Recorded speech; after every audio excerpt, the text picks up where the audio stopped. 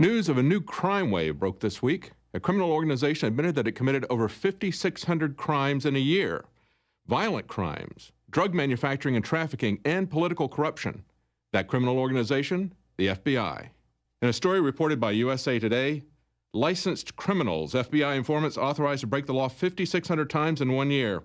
They reported in at least 5,658 cases in a single year alone. The FBI authorized its informants to commit crimes varying from selling drugs to plotting robberies, according to a copy of the FBI report obtained by USA Today.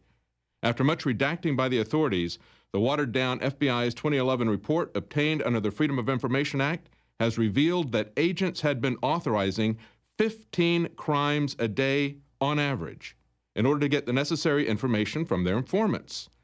The document does not indicate the severity of the crimes authorized by the agency, nor does it include material about violations that were committed without the government's permission. It just cites a number of 5,658 Tier 1 and Tier 2 infractions committed by criminals to help the Bureau battle crime. This is what the FBI says without any sense of irony, what would otherwise be illegal activities. And of course, the ATF and the DEA admit to doing the same thing, but they say they have no idea how many incidents happened. What are Tier 1 crimes? According to the Department of Justice, misdemeanors or felonies under federal, state, or local law if, quote, engaged in by a person acting without authorization, unquote, including acts of violence, corrupt conduct by senior federal, state, or local public officials, or the manufacturing, importing, exporting, possession, or trafficking in controlled substances of certain quantities. A convicted pimp, extortionist, car thief, and all-around thug. But an ABC News investigation found that Manny Shilpayev is not in prison for life, but living a life of luxury and fast cars in Florida, thanks to his work as a government witness and FBI informant.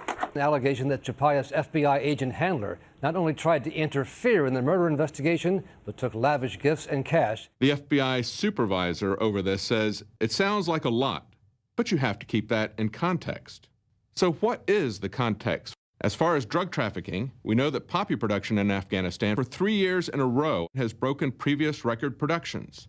Afghanistan, under U.S. occupation, has gone from providing 10% of the world's supply to 90%. Put another way, since U.S. occupation, drug production is 40 times higher, and that translates to 1 million additional deaths.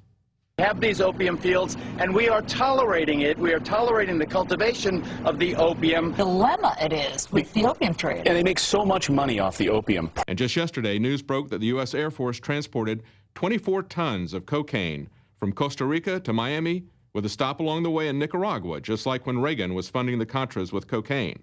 So much for the war on drugs, which is actually a war of drugs, a war conducted by the federal government against the American people and against our rights, where they manufacture and ship in vast quantities of drugs and then use that as a pretext to take away our God-given, constitutionally recognized rights.